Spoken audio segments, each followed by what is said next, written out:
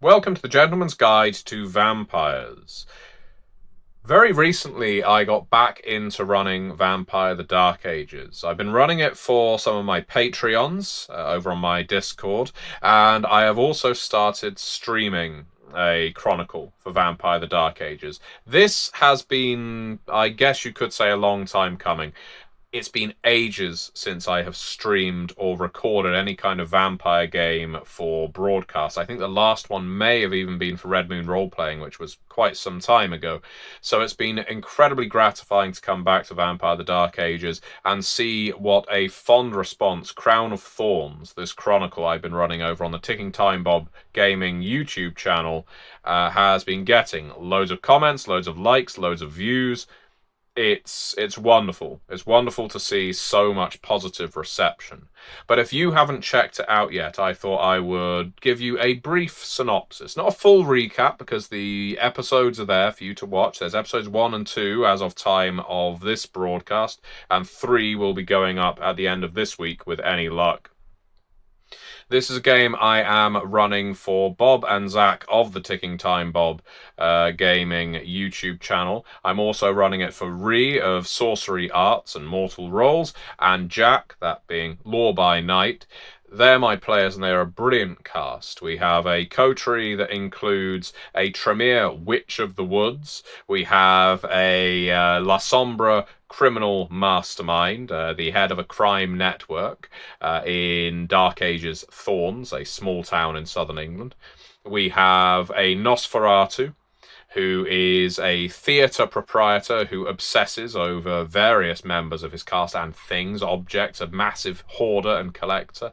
And we have a tortured Malkavian who has been indoctrinated into believing that he is a vessel for another vampire's sins. He's basically been had all the sins poured into him, and he is worthless other than to keep around as a receptacle for all this malice.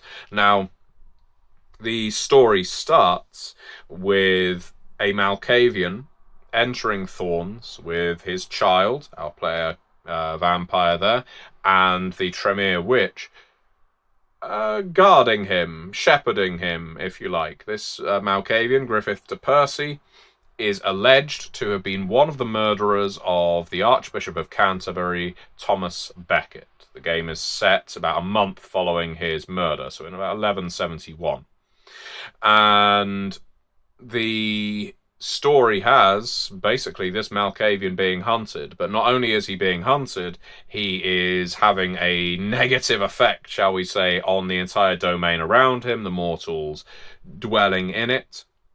But the curse that follows this Malkavian may not be simply on him. It may be on something he carries. Now,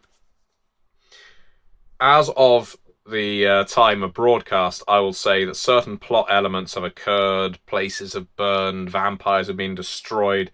I made clear in my returning to vampire video a few weeks ago, I'm someone who believes that while vampires are robust and a good story should give time for players' characters to grow, I also believe there needs to be threat. I think there needs to be the risk of destruction. And this game is certainly illustrating that you can lose a lot as a vampire, even if you have very potent blood, even if your generation is low, even if you have great Tremere sponsors back in Winchester. That doesn't mean you're not fragile. It doesn't make you invulnerable. And when the Inquisitors turn up, and they will turn up, things are going to get very ugly indeed. I have set many chronicles of mine in the Domain of Thorns, which vampire lore hounds will know is where the Convention of Thorns, appropriate enough, took place in the late 15th century, the foundation of the Camarilla. Well, this game is taking place around 3 centuries prior to that. Whether what they do in this game has any bearing on the Convention of Thorns, or if it is just a pure coincidence that this domain is being used, we shall see. But I have always enjoyed Thorns because I like creating domains for my, especially Dark Ages games, but I do it in Curseborn as well with Junction City. Junction City is a domain or city I use in a lot of my Curseborn games. I like to place it in a part of the country that's filled with history, So there's loads of things I can pull upon, but not necessarily an authentic location. It gives me more freedom to mess around with it a little without annoying any of the historians who might play with me. And Thorns has been a domain so close to my heart as a storyteller that it's been absolutely fantastic to revisit it and some of the characters that inhabit it. I am very much looking forward to seeing what the players get up to as this chronicle progresses.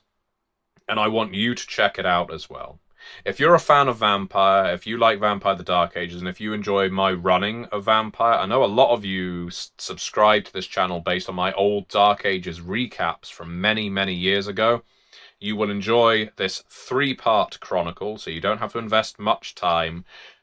The first and second part will be linked in the video description below. I very much appreciate it if you check them out. Leave a comment, leave a like, let Bob of Ticking Time Bob know you're appreciating the game, if indeed you enjoy it, and hopefully that'll motivate him, inspire him to get more games running on his channel, which I very much enjoy as a fan of Pendragon, which until recently has very much been the channel's focus. Now there's Delta Green on there as well, and as we know, Vampire the Dark Ages.